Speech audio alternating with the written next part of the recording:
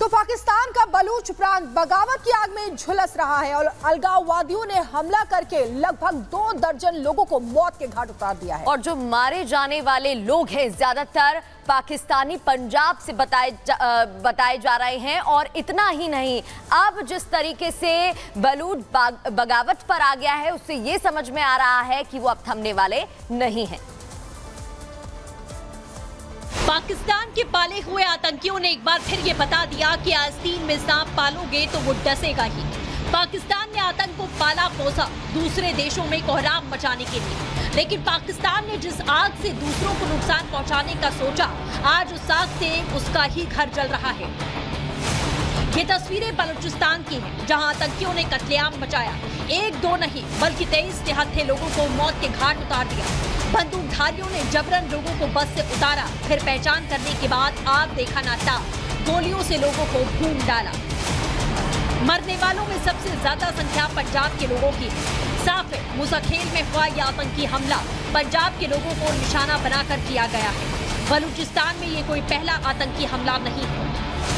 अगस्त 2024 23 लोगों को चुनकर मारा।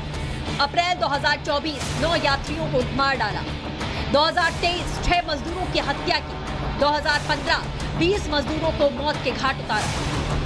पाकिस्तानी मीडिया के मुताबिक उग्रवादी संगठन बलूचिस्तान लिबरेशन आर्मी ने पत्रकार को ईमेल कर हमले की जिम्मेदारी ली। इस हमले के बाद पाकिस्तान के प्रधानमंत्री शहबाज से लेकर राष्ट्रपति तक निंदा करते नहीं थक रहे, लेकिन ये महज बातें, इसीलिए पाकिस्तान टूट की कगार पर आ चुका है। बलूचिस्तान वो इलाका है जहां से लगातार बगावत की आग भड़क रही है। हैरत है कि बढ़ते आतंकी हमलों पर पाकिस्तानी सेना मूक बधिर बनी हुई है। खैर, पाकिस्तान ने जो बोया वो काट रहा है। सरकार अब आतंकियों से निपटने का दावा कर रही है, जो बेहद हास्यास्पद है। जब अपनी पे आई तो शाबाश ने सर पकड़ लिया। इन्हीं आतंकियों के सहारे पाकिस्तान अपनी रोजी रोटी चलाता है और अब कार्रवाई का झूठा ढोंग रच रहा है।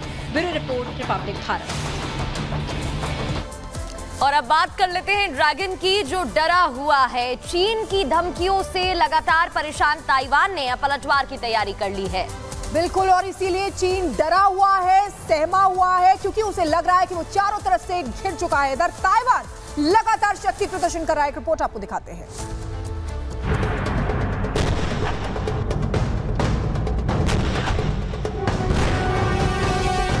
ड्रैगन डरा हुआ है, चीन सहमा हुआ है, जिनपिंग के माथे पर पसीना आ रहा है, क्योंकि वो घिर चुका है, वो शिकंजे में है, उसकी घेराबंदी हो चुकी है।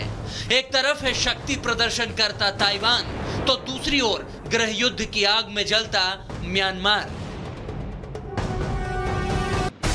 चीन को परेशान करने वाली 2 खबरें आई हैं, इसीलिए वो खौफ में है। सबसे पहले देखिए कैसे ताइवान ने शक्ति प्रदर्शन किया। ताइवानी सैनिकों ने तैयारी बढ़ाने और चीन के संभावित हमले को रोकने के लिए युद्धाभ्यास किया। यहाँ चीन को जवाब देने के लिए एंटी एम्फीबियस लैंडिंग मिसाइलों को लॉन्च करने की ट्रेनिंग दी गई। ताइवान पर चीन हमेशा अपना दावा करता आया है और कब्जा करने की खोटी नीयत भी रखता है। इसीलिए ताइवानी सैनिकों ने विंगटोंग काउंटी के समुद्र तट पर तैरते लक्ष्यों पर घातक मिसाइलों से टारगेट हिट किए।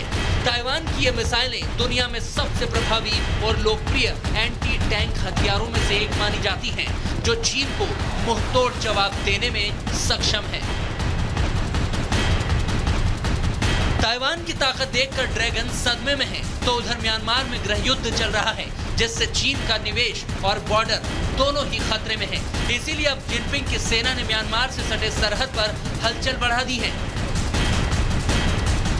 सेना ने ऐलान किया है कि चीन ने म्यांमार की सीमा पर अपनी सैन्य तैनाती बढ़ा दी है।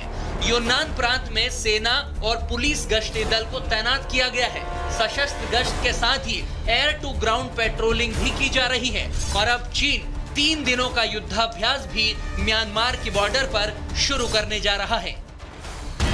चीनी सैनिकों की तैनाती और तैयारी ऐसे समय पर हो रही है जब म्यांमार में गृह युद्ध के बीच हालात बहुत खराब हो गए हैं। ऐसी आशंका जताई जा रही है कि वहां भी बांग्लादेश की तरह कभी भी तख्ता पलट हो सकता है। सत्ता पर काबिज सेना को देश के एक बड़े इलाके को विद्रोहियों के हाथों गंवाना पड़ा है। इसी वजह से पीएलए को डर सता रहा है कि म्यांमार में खराब हालात चीन की सुरक्षा के लिए भी बड़ा खतरा है। हालांकि आरोप तो ये है कि चीन ही म्यांमार की सेना और विद्रोहियों दोनों को ही हथियार देकर भिड़ा रहा है। अब जैसा बोओगे जिनपिंग वैसा ही तो काटोगे। Bureau report, Republic Bharat.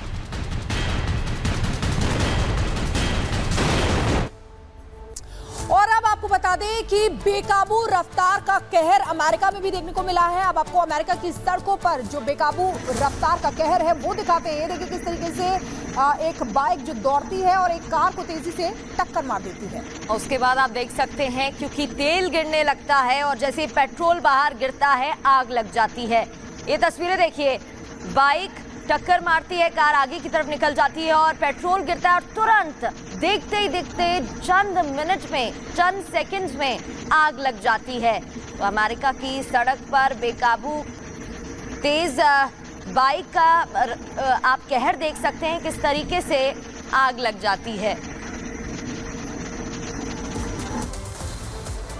और ईरान और इराक बॉर्डर पर बड़ा हमला हुआ है। तेल टैंकर के काफिले में एक संदिग्ध विस्फोट के बाद आग लग गई।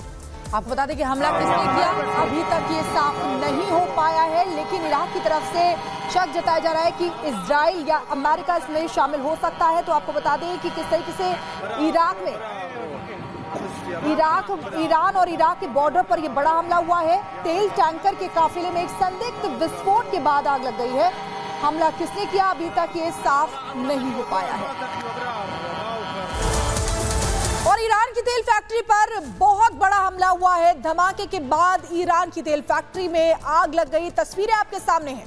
ईरान को इजराइल और अमेरिका पर हमले का शक है। ये तस्वीरें आप देख रहे हैं। भीषण धमाका, ईरान पर हमला, तेल फैक्ट्री में धमाका हो जाता है और भीषण आग लग जाती है। आधी रात ईरान पर यह सबसे बड़ा हमला बताया जा रहा है, जहां अचानक से विस्फोट, धमाका होता है। संदिग्ध विस्फोट के बाद भीषण आग लग जाती है। दो तस्वीरें आपको टीवी स्क्रीन पर दिखा रहे हैं। ईरान की तेल फैक्ट्री पर एक तरफ बड़ा हमला, तो वहीं इराक में तेल टैंकर में विस्फोट हुआ है।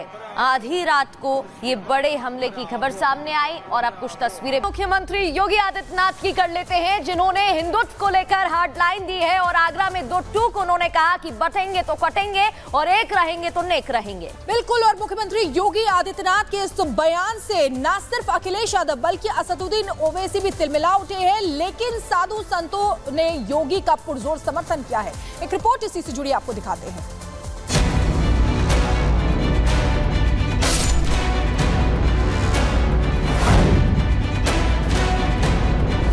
कटेंगे तो कटेंगे। वो प्रधानमंत्री बनना चाहते हैं, कम से कम प्रधानमंत्री का रोल उन्हें नहीं प्ले करना चाहिए। जहाँ जहाँ हिंदू बटा या जहाँ जहाँ हिंदू बटा वहाँ देश बटा। तो बांटेंगे तो कटेंगे। भाई आप ही तो बांट रहे हैं, कौन बांट रहा है? आप ही तो बांट रहे हैं। सबको एकजुट होने का आवश्यकता है और होंगे तभी जो है मानवता पूरे विश्व में फैलेगी। होड़ लगी हुई है आपस में, कौन माइनॉरिटीज के खिलाफ नफरत फैलाने का ज्यादा बड़ा काम कर रहा है। यूपी के सीएम योगी आदित्यनाथ ने बांग्लादेश में हिंदुओं पर हो रहे अत्याचार का उदाहरण देते हुए सनातनियों से एकजुट रहने की अपील की। योगी ने हिंदुओं को